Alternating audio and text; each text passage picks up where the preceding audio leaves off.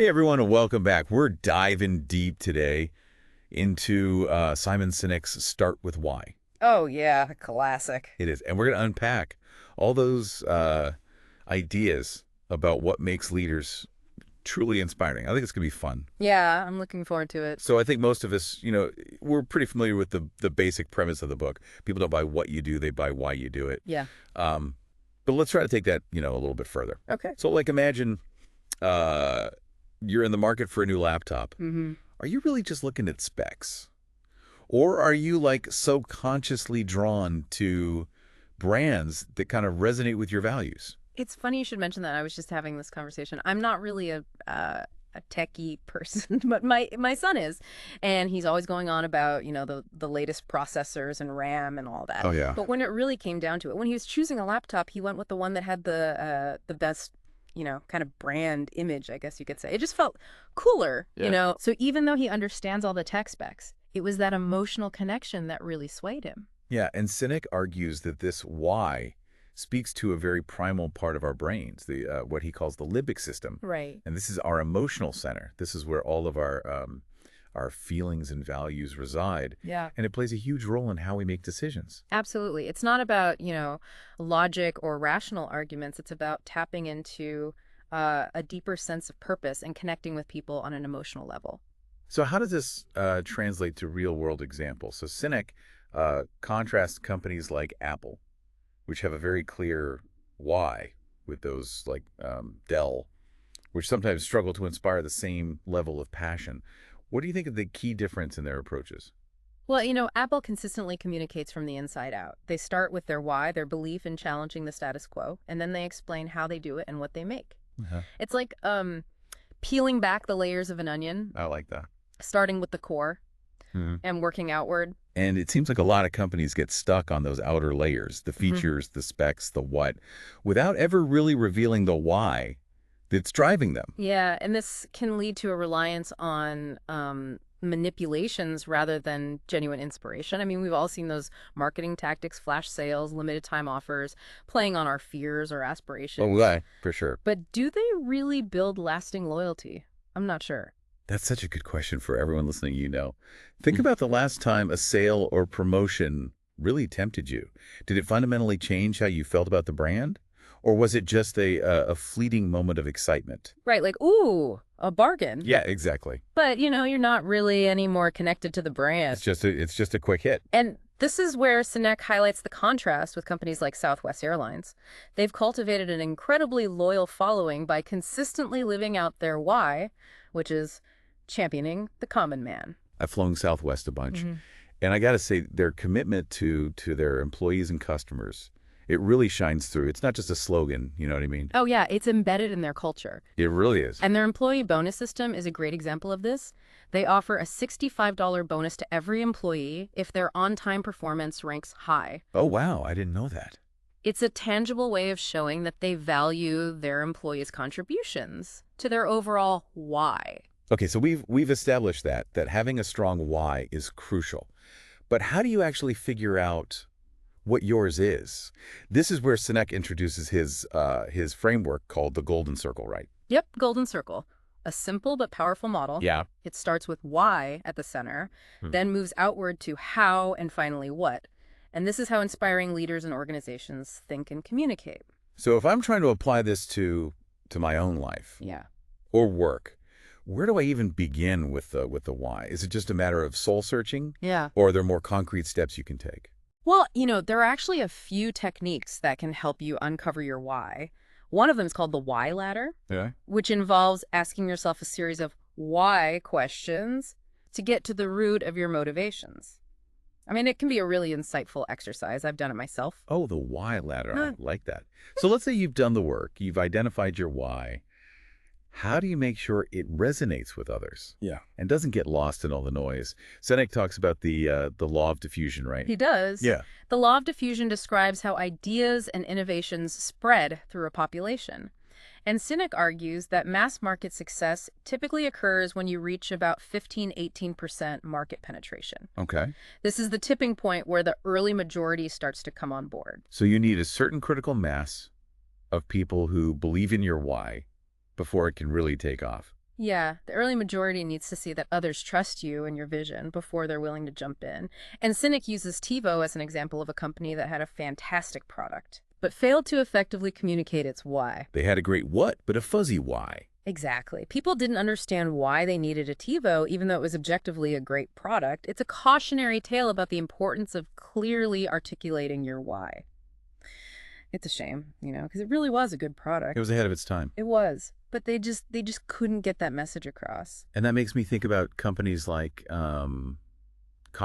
Right. They've built this reputation for treating their employees really well, like paying them, above average wages, Mm-hmm. offering generous benefits, and customers seem to really respond to that. Yeah, Costco is a great example of a company that really lives its why. Their focus on employee well-being. It's a core part of their belief system. Yeah. And it translates into a loyal and engaged workforce, which in turn creates a positive experience for customers. Right? It's like a ripple effect. Yeah, exactly. And when employees feel valued, they're more likely to go above and beyond, and that creates a better environment for everyone. And Sinek talks about this idea of the organization acting as a megaphone for the leader's why. Okay. The leader embodies the belief, and the company amplifies it through its actions and culture. And on the flip side, we've seen what happens when companies lose sight of their why. Cynic calls this split, that moment when clarity fades and they start relying on those manipulations instead of inspiration. The split can be a real turning point for a company. Think about Microsoft in the early 2000s. Oh, yeah? They were so focused on market dominance that they seemed to lose touch with the innovation and user-friendliness that had initially driven their success. But isn't it inevitable, though, for companies to evolve as they grow? How can leaders maintain that strong sense of why as their organizations become, more complex and face new pressures? It's a valid question, and it's a challenge that many leaders struggle with. Cynic suggests a few strategies, one of which is called the celery test. The celery test. I've never heard of that one. What is it? It's a simple but effective way to ensure that your decisions align with your why. Imagine you're at the grocery store, and you're trying to decide between a bag of celery and a bag of chips. Okay. Which one is more in line with your values? It's about applying that same kind of thinking to every decision you make, big or small. So it's not just about, like, grand gestures or mission statements. Right. It's about those everyday choices Exactly. that shape the culture of an organization. And Sinek emphasizes that the celery test can be applied to our personal lives as well. What are your core values, and how do they guide your choices, even in seemingly insignificant moments? It's a great way to stay true to yourself and your why. Speaking of staying true to your why, Sure. Cynic also talks about the importance of symbols. Yeah. And he's not just talking about logos or slogans. Right. He's talking about symbols that represent something deeper, something that people can connect with on an emotional level. Think about the Harley-Davidson logo. It's become so much more than just a brand identifier. It's symbol of freedom, rebellion, a certain way of life. It's not just a motorcycle. Right. It's an identity. And Apple's Think Different campaign is another classic example. They didn't just show products, they showed what they believed in. And that resonated with people who shared those beliefs. It created a sense of community and belonging. That sense of belonging seems so central to Cynec's message. It's not just about selling a product or promoting a cause. It's about building a movement, Yeah, connecting with people who believe in the same things you do. absolutely. It's about inspiring people to join you on a journey, Yeah. to become part of something bigger than themselves. And to bring it back to start with why, it all starts with that clear articulation of your purpose, your why.